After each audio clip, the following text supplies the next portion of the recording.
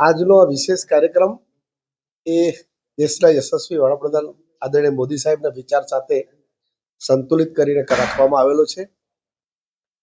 માનવના જીવનમાં પર્યાવરણ સાથે કેવી રીતે જીવવું, કુદરતી સંસાધનોને કેવી રીતે બચાવવા, વિશેષ કરીને આદરણીય વડાપ્રધાન મોદી સાહેબે 73 પ્રકારના આયામો આપ્યા છે કે જે જીવનશૈલી સાથે જોડાયેલા છે.